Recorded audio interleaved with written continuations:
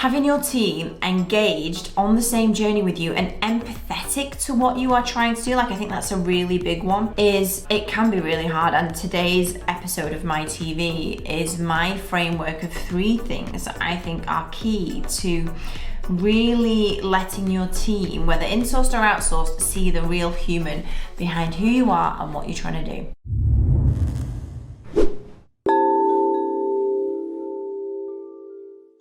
Hello and welcome to episode 243 of My TV. My name is Emma Mills and I help business owners just like you go from solopreneur through that messy journey of getting team members, whether insourced, outsourced, so you can focus on the fun stuff, which I term as the stuff you love, the stuff that makes the journey fun and makes every day not overwhelming, that you love the work that you're doing or who you're spending your time with. And today I'm going to talk about part of that messy journey to not just being on your own, because there's only so far you can get if you do everything on your own. So we need to have a team, whether that's insourced, outsourced, as we call it, my PA insourced, whether employed team members. It doesn't matter whether you employ them or not. What you need all of them to be doing is to get who you are, what you're about, what the journey is, and why you're doing it. And I've got 3 key things that work really well for us, and we generally have a really great culture at my PA. We've experienced lots of changes as we've grown, and it gets more difficult to manage culture and to understand that everybody's happy. But without a doubt, one of the key things that has made my PA successful is that even when times have been tough, when we've not had enough clients, when we've not had enough leads, is that we've had a team who've been empathetic to the journey, to where my backstory is, what I'm trying to create here. And I feel like when they see you as a real human and what you're about, it's the key to everything. So here are my 3 takeaways for you.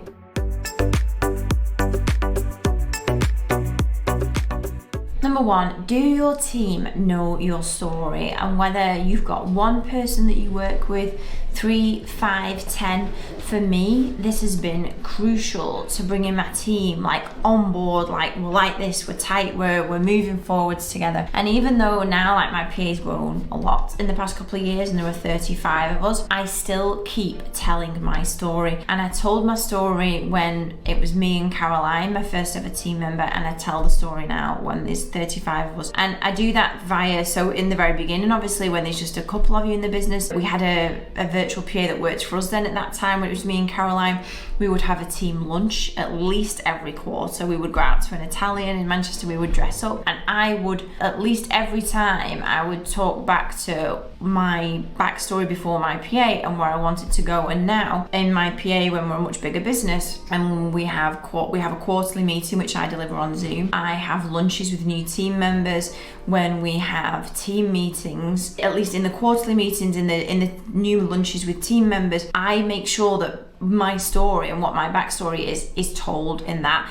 And while some team members will have heard it a million times and will know it better than I do, and some will be hearing it from the first time, I think that knowing my story, and it'll be the same for most of you watching this, you have got a story that has led you to where you are now, that has been inspirational, that will resonate with somebody that works with you, that will make them look at you differently. So I'll tell my quick story of not enjoying uni, to being terrible at office work when I first started, to having a horrible boss, to finding an admin job where I actually flourished, to being promoted as a PA, to working for a very, very rich, affluent guy who had all sorts of crazy things going on in the office. It was kind of a bit like working for a very young Hugh Hefner, to wanting to be self-employed, to wanting to become self-employed but grow it into a big industry leading PA business. And while that's the potted version, there's so many stories in that of things that we've overcome, why I wanted to do it, why I became a virtual assistant, my story that I tell when I resigned and I handed my notice in, and it was really, really hard work to hand my notice in. When I went to uni and I thought that's what I was meant to do, but I didn't, and I hated it, and I left after 18 months and I just got a job and I didn't have a clue. And when I have team members around me who are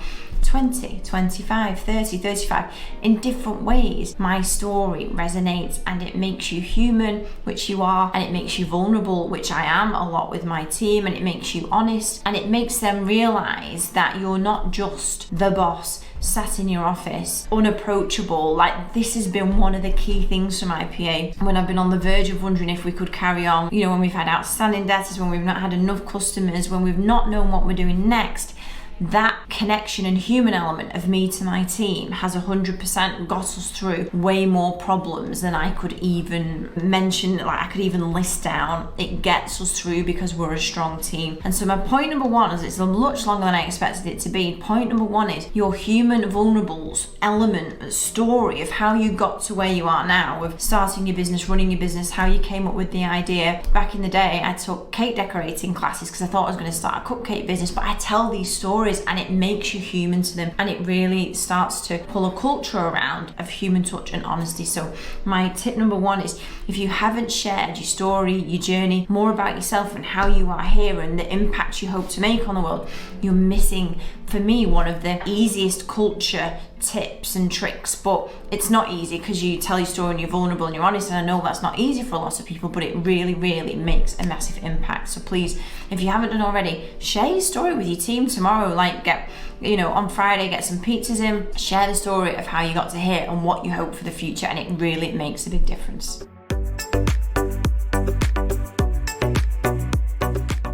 Number two, give your team an opportunity to feedback casually. And what I mean by that is, so I feel like most often interaction between managers, bosses with their team, and again, like this is very much whether you employ them, whether they're a virtual assistant, or like anybody that enables your business to function. We treat our team members in the same way. We have virtual team members that work with us. We don't disclude them from team meetings, and anyway, you get me. But have informal ways to give feedback. So most often one-to-ones are like sat across a desk. It's kind of focused on your goals, what you've done well, what you've not done well. I would really be surprised if anybody watching this who does one-to-ones does them in a relaxed, fun manner where you might go for a coffee, have your breakfast, something that's not actually quite formal, transactional. And maybe if you think about it, not the best way for a team member to be honest, give feedback, flourish. It's quite a formal setting, and yet at my PA we get our best feedback when we do it in an informal setting. So I do think there's a lot to be said for one-to-ones as well, in that it is a bit unusual that most businesses save feedback for these like grand occasions of it's a one-to-one, how's things go. It should be much more fluid, that you know how your team are week to week. In terms of giving feedback, one thing we've implemented is every 1 to 2 months I will have lunch with the newest team members in the business, and at this point I tell them my story. Point number one, I tell them how we got from me not enjoying uni to where we are now. I talk to them about what my goals and hopes are for the business and how we help our customers. As you spend longer in business, you'll have team members that have been with you for 1 year, some for 10 years, some for 6 months, and they'll all be at different stages of knowledge of you. So one big tip from this is, the more you repeat yourself, the more it's going in. You're not boring anyone. Like, the more you repeat yourself, you're bringing your team members all up to speed. So keep telling the same stories. But when I have lunch with the team members, after I've told my story and the plan and the goals and how we help our customers, I then always invite them as a team, and because there's quite a few of them together, there'll be like 3 or 4 in the room, they're way more comfortable to talk amongst themselves in terms of feedback for the business. So I'll ask them, like, how was their onboarding? How's it been since they've been here? Have they had an opportunity to provide regular feedback? Did they know that we have drinks on a Friday at 4 p.m? Did they know we have pension benefits? Like, it's a place where it's like an open forum, and we get loads and loads of really good feedback from it. I think I might have to cut because my backdrop is falling down. Okay, the flag's back, so I can carry on. So the lunches that I have with the new team members are one of the best places we get feedback, because it's informal. They feel comfortable to talk amongst their peers of their different experiences of being a part of my PA. And it's when we get some of our most insightful feedback. We also get all the good stuff as well, which is really nice, and it helps other team members who might not have experienced part of the business yet. But having an open, informal place to give feedback, I think, is really important, and it puts you in a position of like complete like vulnerability. Like, give it to me, feel free to let me know what you're thinking, and you can talk as a group. It really elevates you as a leader because you are open to feedback. You're open to them talking between themselves about what, and then that can spawn ideas about suggestions and how we can improve things. So for me, having group team lunches feedback, I've done it with the leaders, like our leadership team in the summer. I do it with our new team members. I do it with the PA team, where we'll have a time together to look at what's working well and what's not. Having that kind of open, relaxed forum is kind of like, okay, and what I frame every meeting with is, we're not perfect, we're growing. There is no manual to run a business like there isn't for yours and for all of our clients that we help. And so we're learning all the time. So I'm totally honest that we're learning. We don't get everything right, but what I can do is talk to you all to understand your experiences and learn from it. And for me, that has helped our business no end, the honesty, transparency part of it. And I think it will do the same for you.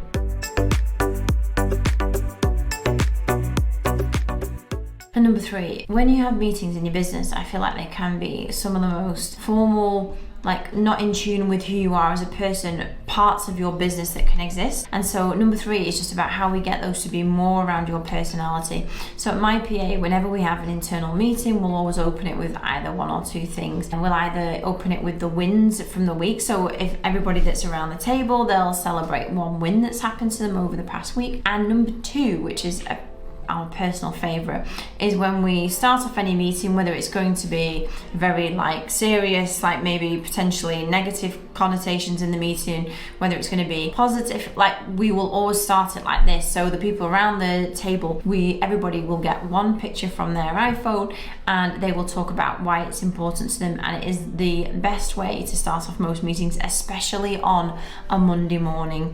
It really like gets the juices flowing. It kind of gets rid of that kind of, oh, I'm in a meeting, how, you know, it's boring, I'm gonna have to, like, whatever the content is about. I just think that having your team in tune with your personality, with your honesty, with your vulnerability, with the things that make you laugh, with the sharing your story, having like that connection with them is the way to really get great things done, especially when times are harder. And so my framework today of, do your team know your story? Do you give them a more relaxed, open forum opportunity to give feedback?